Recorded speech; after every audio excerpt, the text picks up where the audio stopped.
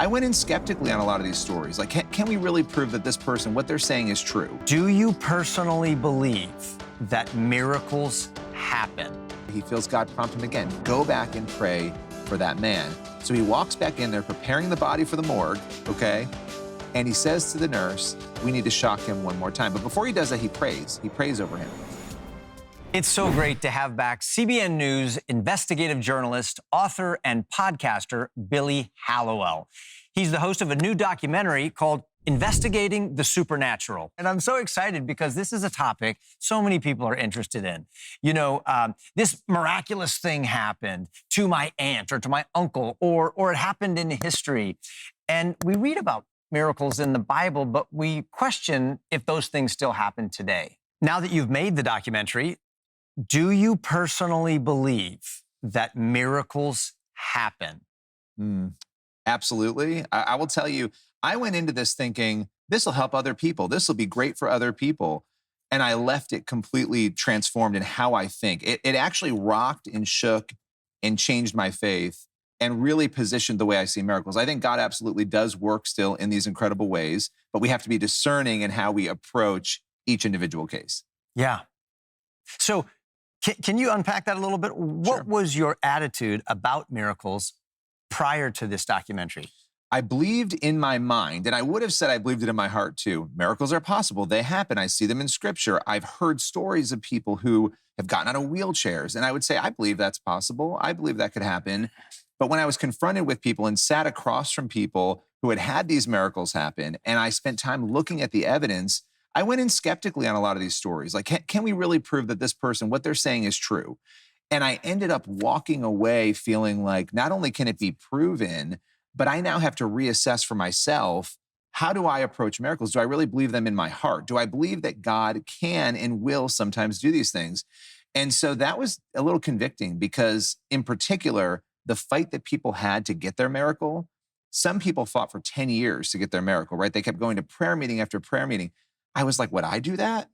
Like going into this documentary, would I have had that persistence? And I think the answer is no. I would have given up probably. And I would have said, okay, God, let your will be done. Let your will be done, which I think you have to have an element of that, but you have to believe and trust and persevere. And I don't think I had that going into this. Tell us about Dr. Chauncey Randle, cardiologist and internist, author of Raising the Dead, and how he prays for his patients. Okay, so Dr. Randle is a well-respected doctor down in Florida.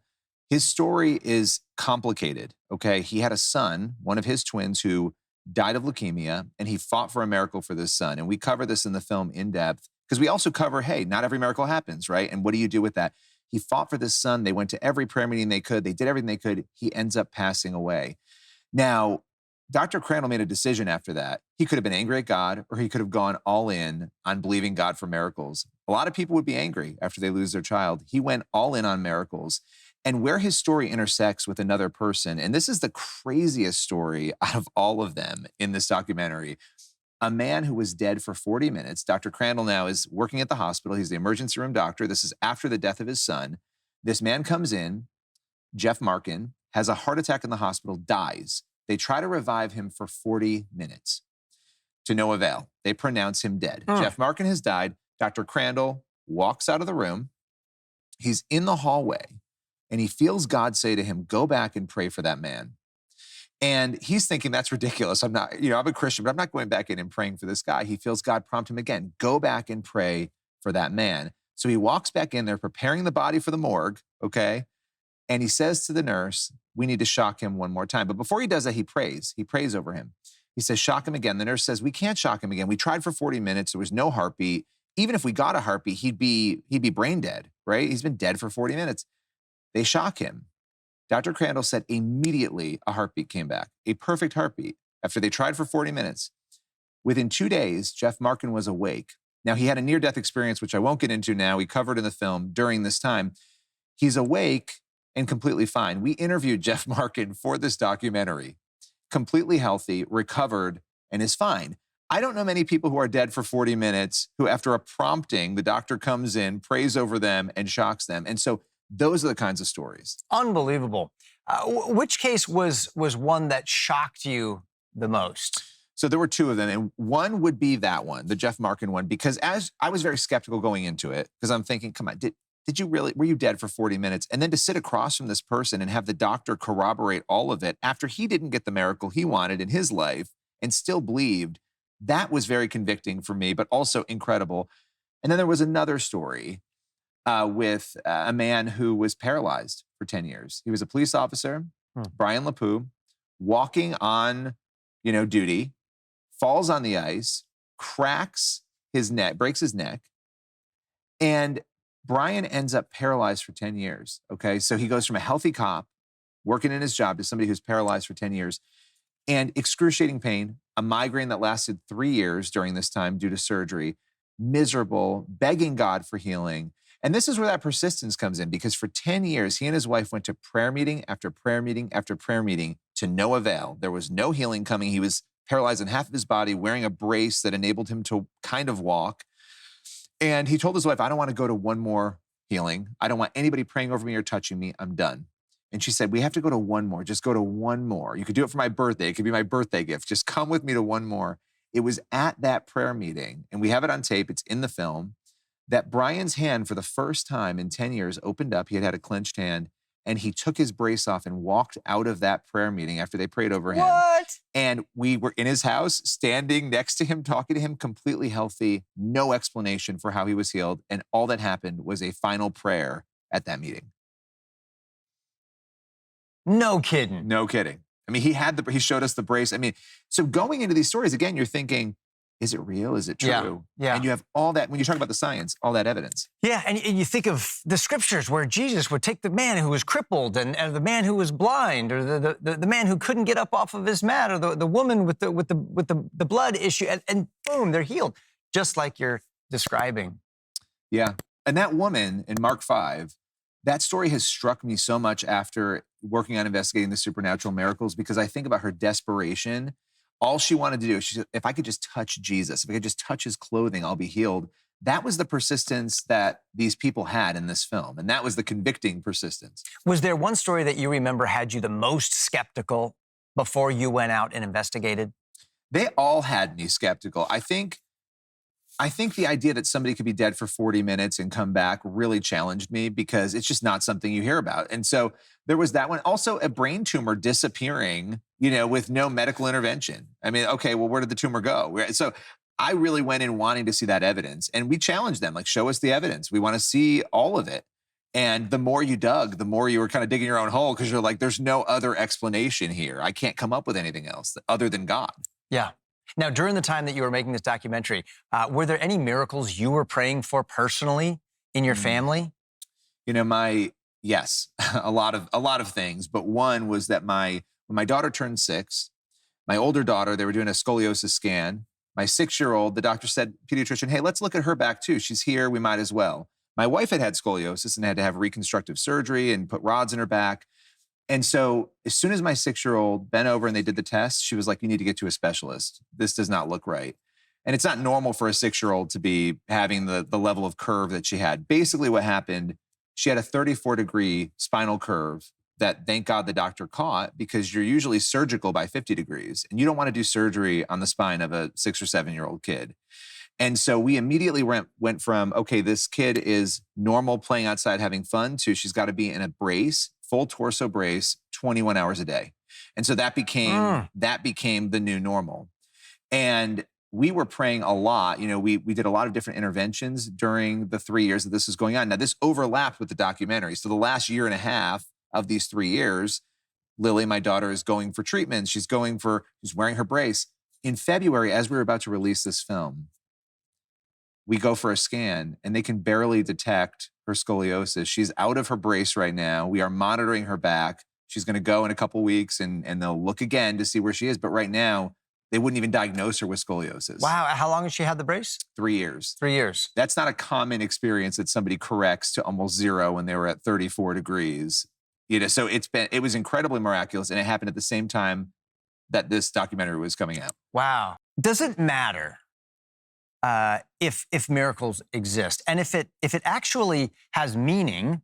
Like, do you think it's because God's wanting to tell that person something, or is Or is it just something God does every once in a while because he's decided to do it for whatever reason? Or is it like, no, this is a message that I want you to understand from me? Oh, wow. I think there's so much there. I think first of all, when you're persisting in a miracle and believing for it and you're not getting it, what are you learning along the way? What is God showing you in that trust of him? Because when we die to self, we have to trust him. Yeah. And so that actually was very convicting to me because I thought, well, I never really think about that. I think I want this end result. I don't think about the journey, and I may not get there. I may not get that result, but I don't think about the journey there.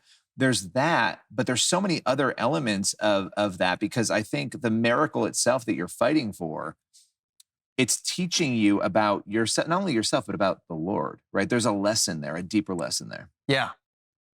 And for me, I think of Job, and I'm thinking, think of all the miracles Job would have prayed for. Oh, Lord, make these boils go away. Oh, Right. Lord, go find my enemies who burned my house down and took away my whole family. And Jesus, when he was in the Garden of Gethsemane, Lord, if there's any way that this can pass from me, but not my will, but your will be done. That's the key. I think, boy, I'm not sure how to think about my miracle and fighting for my miracle when really the miracle to me is me submitting my will to the will of God. Absolutely. And having his purposes be accomplished, whether I'm stripped of my family and my health and crucified, or if I'm healed and I'm back up out of my wheelchair. 100%. Can I tell you the thing that haunted me a little bit in this? Please. On the other side of this, if we tell people that miracles don't happen anymore, and that's our narrative, they don't happen, God doesn't work that way anymore, this doesn't happen. Is it possible, and I want to be careful how I say this because, again, you may not get the miracle. Is it possible that there are people, I'm just going to pose the question, that could have had a healing or might have gotten it if they were conditioned to believe that it were possible still? And are you possibly trapping people or leaving them behind by not believing in the possibility of it? I hear you. That haunted me a little bit at the end of this. Yeah, I'm thinking of James chapter 1 or 2, something like that, where it says you don't have because you don't ask. Yep. And you don't ask because you're asking with the wrong reasons. But could it be that some people don't ask for a miracle because, they don't get a miracle because they don't ask for one? That's the thing. I mean, that's the haunting thing. And if we're walking around telling people they shouldn't ask for one or even believe it. Yeah. Now, again, with that healthy condition of your will, God. Yeah. Why do you think it's so hard for some people to believe in miracles? I think it's become harder because we live in a country where we have so much, right? When you're sick, and this is a good thing, you can go get medicine, right? Yeah. If you live in a country where there's no surgery, no medicine, no anything, you better believe you're believing a lot more in miracles because you're going to have to. You've got nothing else, right? So I think we've been conditioned in the West to be and again, it's not always bad, very in the material. We're very stuck in the here and now. And it prevents us, I think, from seeing beyond that or being even willing to entertain it. I'm hoping that people understand that if we're believers in Christ, there is a miracle that is going to heal every disease. Every sin is going to be eradicated, and we are going to be whole and holy. And our face-to-face meeting with Jesus is this final miracle that will happen to everyone whose name is written in the book of life. And so miracles are happening every single day. They are, and they're going to happen. Whether it's on this side of eternity or on the other side of eternity, a miracle is in your future. 100%. And I think we have to be comfortable. We have to get to that place of being comfortable. And I think it starts with the death to ourselves and saying, God, whatever your will is, whatever your plan is, I'm going to give myself over to that while still believing that you can do these things, right? Yeah. I think that tension for me is something I want to live in, and I want to live in it well. And we're not always going to do that, but persisting in that. And so I think people will be encouraged no matter where they are. I would tell people whether you're an atheist, whether you're a Christian who believes in miracles, there's something in this film for you. And that's what we're hearing from people. Even people who are skeptical in the Christian world that miracles still happen are really encouraged by what they're seeing in this film. And it's so exciting to know that we have been loved by and we speak to and we're together with not just God, but a God of miracles, a God who is sovereign over everything and can do exactly as he pleases, and that he loves us. What, as a final question, what is it that you hope people will walk away from your film with? I hope people will walk away with hope. I think hope and a built up faith in recognizing that there, as you were saying, there is a God who is real and he's still performing miracles, and that we need to learn to believe for those miracles while also trusting that he has a plan that is best for us. And so I hope they'll go to cbn.com/supernatural, watch it, and be inspired. cbn.com/supernatural.